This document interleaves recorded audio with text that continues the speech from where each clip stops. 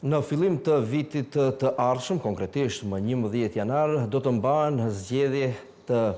lokale në 4 komuna që dështoi cenzusi në rrethin e parë. Bëhet fjalë për Gostivarin, Vrapçishtin, Mavrov Rostush dhe Qendër Zhup. Në minutat në vazhdim do të flasim me njëri nga kandidatët për kryetar të Vrapçishtit, zotri Zulhajrat Demiri. Zotri Demiri, mirëmbrëma dhe mirë se erdhët. Mirëmbrëma, faleminderit për ftesën, respekt për gjithë audiencën e juaj. Zotri Demiri, në këto zgjedhje garoni si i pavarur, megjithatë keni mbështetjen e Aleancës për shqiptarët të Zjardin Selës dhe të koalicionit të Vlen. Po, është e vërtet, kandidatura ime është si burim i iniciativës qytetare, iniciativës disa bashkëqytetarëve dhe bashkëvendimtarëve të mi të cilët mendoj si unë, është konglomeratë ngjyrash dhe ajo buron nga vullneti atyre të cilët kanë nevojë për ndryshim dhe duan ndryshim. Pra po thoni se iniciativa ka rrjedhur nga ajo që qytetarët kanë kërkuar nga ju. Ashtu është, ne jemi në terren dhe ne bashkëjetojmë dhe bashkëbisedojmë me qytetarët. Dhe keni mbështetje nga 2 subjekte që në zgjedhjet e fundit ishin kundërshtare. Është e vërtet që kandidaturës time të pavarur është bashkangjitur edhe me një kumtesë publike kryetari Zjardin Sela, kryetari i Aleancës për Shqiptarët, dhe nga ana tjetër edhe me një komunikat tjetër është bashkangjitur edhe liderët edhe koalicioni Vlen, dhe më lejoni që prej këtu publikisht i falenderoj për mbështetjen e tyre, dhe ajo e cila është ndoshta edhe më e rëndësishme është që në këto zgjedhje ata janë vetëm mbështetësit e mi, ndërsa koalicioni im në këto zgjedhje do të jetë me qytetarin dhe me sovranin, dhe unë atyre dua dorëzoj mandatin kur do që ata të vendosin. Zotri Demiri, megjithatë ju një kohë kur ASH ishte një strukturë, ju ishit kryetari degës Aleancës në Vrapçisht, nëse nuk gabohemi. Tani për kundër kandidat keni një ish bashkëpartijak tuaj. Cili nga ju gëzon më shumë mbështetje tek simpatizantët e ASH-s, të ata mbështetës të ASH-s? Ka nisur kjo gara për të marrë vota nga struktura e Aleancës? Sigurisht ne gjithsecili nga ne nuk mund të mohojmë të kaluarën tonë. Unë duke marrë parasysh se ne si pjesë aktive e shoqërisë kemi kontribuar në për iniciativa të ndryshme. Kam qenë kryetari degës i Aleancës për Shqiptarët kur ajo ishte një aleancë, dhe tani mendoj që qytetarët janë ata të cilët dhe duhet të vlerësojnë. Do doja të ndërlidhem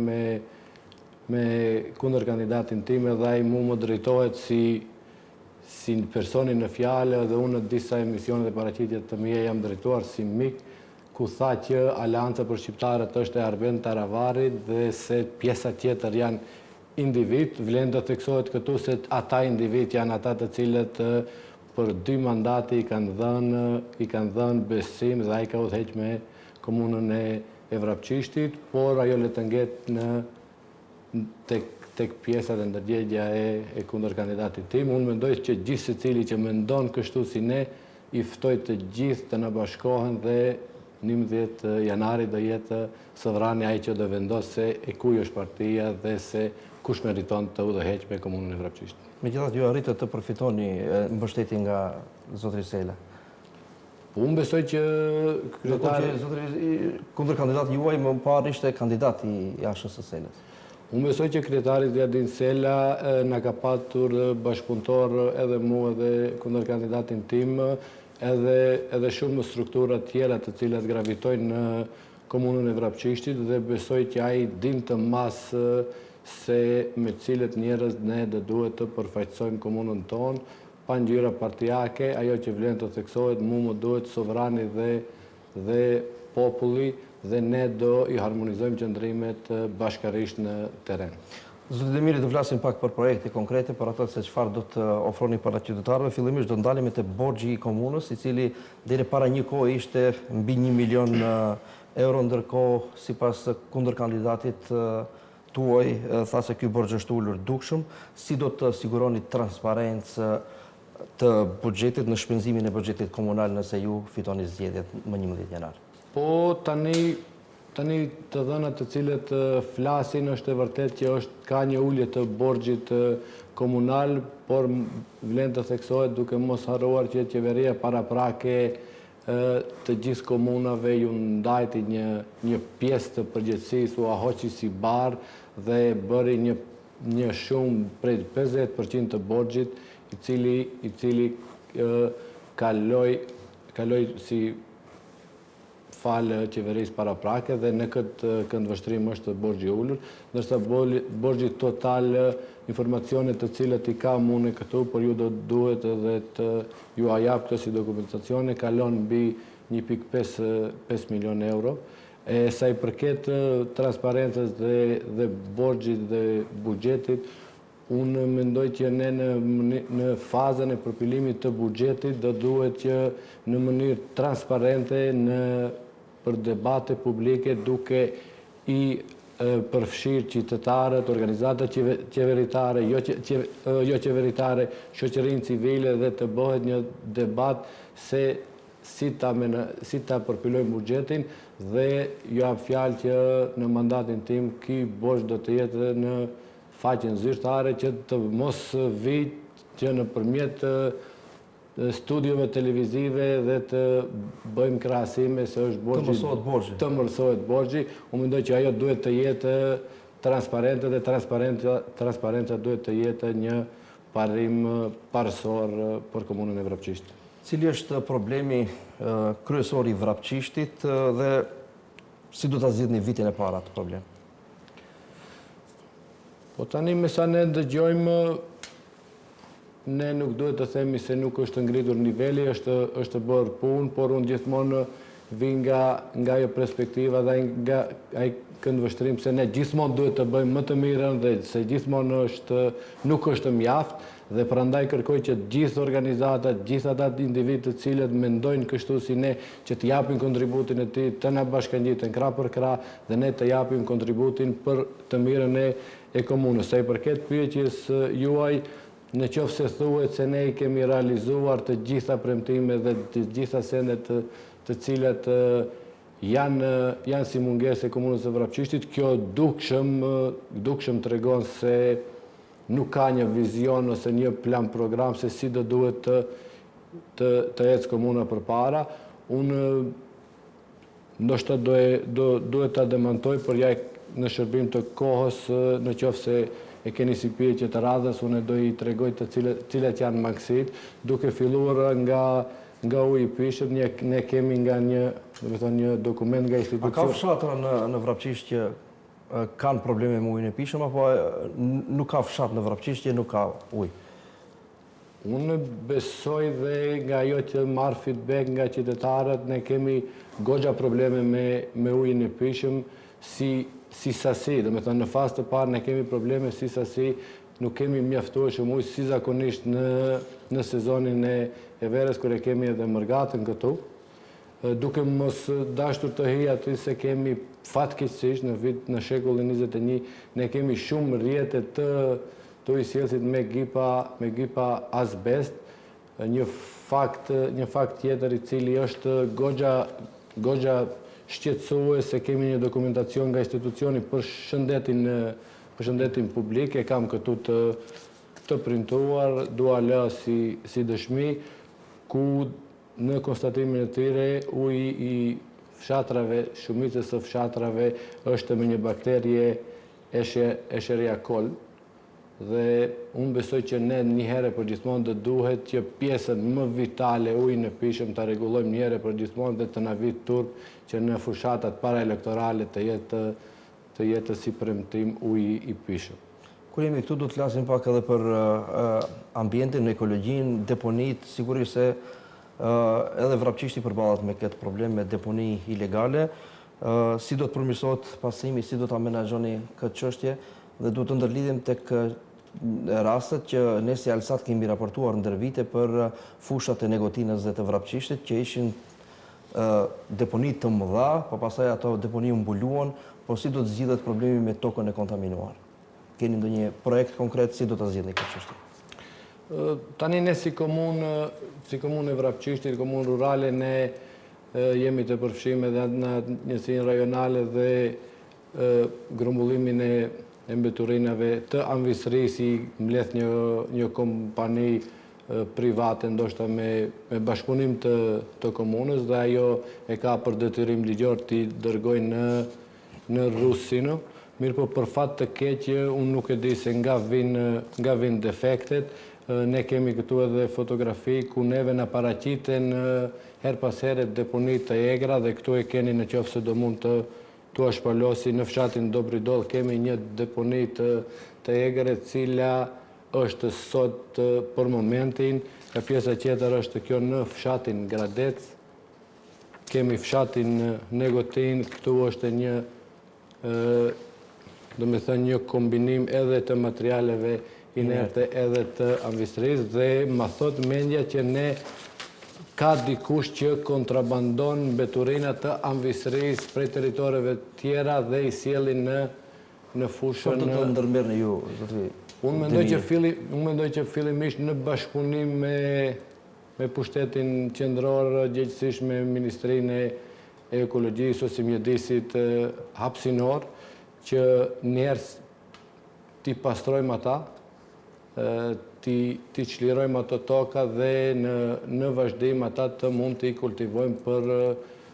dhe të dedikojmë për gjelbërim ose për diçka tjetër, por në ndonjë projekt konkret. Ne kemi një projekt ideor, cila do duhet të realizohet në fazën e një të ardhme të afërt ose afat mesme. Cili është plani juaj në projektin tuaj, çfarë keni paraparë për zhvillimin e biznesit lokal dhe bujqësisë lokale, duke pasur parasysh se fushat e Pollogut janë ato që prodhojnë bujqit, janë më shumë të interesuar, më shumë e punojnë tokën, si do t'ju dilni në ndihmë, qoftë bujqve, qoftë bizneseve lokale? Është e vërtet që pjesa e Pollogit është një pjesë e fushave më pjellore, ndoshta do thoja më pjellore nga pjesa e Maqedonisë perëndimore, dhe shumë e vërtet është që ata kërkojnë stimul. Si pikë e parë, unë mendoj që në bashkëpunim me qeverinë do duhet edhe zëri i jonë të dëgjohet në qeveri, për arsye se kur ata bujqit i kanë prodhimet e veta dhe t'u ashtojmë subvencione, t'i stimulojmë ata për t'i mbjellur prodhimet e veta, por në fazë kur ata i kanë prodhimet e veta të mundohemi që të ruajmë prodhimin vendor, të mos bëhet importimi nga vendet të tjera, për arsye se ajo u ul çmimin dhe u ul vlerën. Njëkohësisht lidhet kjo edhe me ujin përvaditje. Ne kemi një plan ideor se si do mund të asigurojmë bujqve që të kenë në mënyrë, jo vetëm në faza të ujitjeve faz, po të kenë në mënyrë të vazhdueshme ujë për vaditje, duke ashtuar këtu edhe ndërmarrjen komunale, të cilën do duhet ta forcojmë sa për t'ju hap derën, dhe aty ka investime që duhet t'u hapim ato kanalet ose derisa të mbrej ujë deri te prodhimit të cilët ata e zhvillojnë dhe e kanë si burim të ekzistencës familjare. Kurime tek investimet të zotërit Demiri, ne si Elsat kemi raportuar gjithashtu se në fshatin në Kalisht, që është në Vrapqish, pra banorët me vetë iniciativë kanë ndërtuar pothuajse gjithçka, duke ndihmuar edhe nga shoqatat e mërgjimtarëve. Do të lejoni që nëse fitoni zgjedhjet të ndodhë një gjë e tillë që banorët vetë me mjetet e veta të ndërtojnë qoftë ndonjë rrugë, qoftë ndonjë projekt tjetër? Sa i përket rrugës së Kalishtit, unë nuk do e ndaja pjesën e Kalishtit nga jo pjesa e përgjithshme e malësisë, sepse në një farforme pjesa malore është e lënë në bazdore, duke pas faj këtu edhe politikat, që për fat të keq politika parametër matës e ka votën, edhe aty ku ka më shumë votë o japë më prioritet. Por është e vërtet që jo vetëm në Kalisht e Gjurgjovisht, ne do duhet të fokusohemi në gjithë pjesën malore, që një herë për gjithmonë që pjesës malore të ja bëjmë sa më të afërt shërbimet të cilët i lidhin me fshatrat këtu përreth edhe me qytetin, të mos e lëmë komunën e Vrapqishtit, as Malsin, as qytetin të jenë pjesë periferike po të jenë pjesa qendrore, duke u angazhuar që edhe shërbimet dhe njësitë rajonale, të cilët janë në interes të qytetarëve, si për shembull njësi rajonale të bujqësisë, njësi rajonale të shërbimeve të dokumentacioneve, ne dhe duhet të asjellim sa më afër qytetarëve që të ndjenë edhe ata që janë pjesë përbërëse e këtij shteti. Kur flasim këtu të shërbimet, keni ndonjë plan se si do të dilni në ndihmë banorëve për shëndetësinë? Për shkak se banorët e Vrapçishtit duhet shkojnë në Onë, Tetovo, në Gosivar. Ne fatmirësisht, gjenerat pas gjenerate, prodhohen kuadrët të ndryshme, prodhohen edhe mjekë dhe fatmirësisht komuna jonë është një pjesë me bollok të kuadrove intelektuale dhe me theks të veçantë të mjekëve dhe ka një disponim të veçantë edhe nga pushteti qendror, përgjithsisht nga Ministria e Shëndetësisë, që ne të bëjmë një stacion urgjence dhe pastaj ato të i fusin me rotacion për shërbime të kujdestarisë dhe besoj që ne kemi aq potencial dhe do e zgjedhim pozitën gjeografike që të ju vi sa më afër qytetarëve, të mos dalë ajo që thatë ju, të marrë me fëmijë të vogël temperaturë, të detirohet të shkojë deri në Tetovo dhe Gostivar, po të i kemi në fshatrat ku ne gravitojmë dhe kemi më afër. Zotër Demiri, kaq kishim kohë për këtë intervistë, ne i falenderojmë shumë. Qytetarët do Kjo ishte e tëra e planifikuar për këtë minutazh. Ju falenderit për ftesën edhe njëherë dhe kohën që na dhatë si mundësi. Unë do të kisha dashur vetëm një apel për qytetarët, gjithë secili që na ka dhe beson që jemi në rrugë të drejtë, të na bashkangjitet drejt këtij rrugtimit. Unë mendoj që ne qytetarët do t'i bëjmë zot të shtëpisë së vet, ku të gjithë secilit, gjithë toka dhe çdo pollom do i dhimbet si toka e vet. E sa i përket kundër kandidatit tim, ne kemi qenë mikë e shok dhe ai e din që nëse unë vi në komunë, edhe besoj që subkushjenca e tij ai mendon se ne do na lënë komunën në dorë të sigurt, por arsye se ai mendon që komunën e don dhe është për qytetarët, ai ka 4 mandate për të cilën garon dhe pa hezitim ai do e lënë komunën në dorë të sigurta, sepse e din që ne kemi dhënë kontribut dhe do japim aq më shumë se sa ata mendojnë. Ju falenderoj shumë.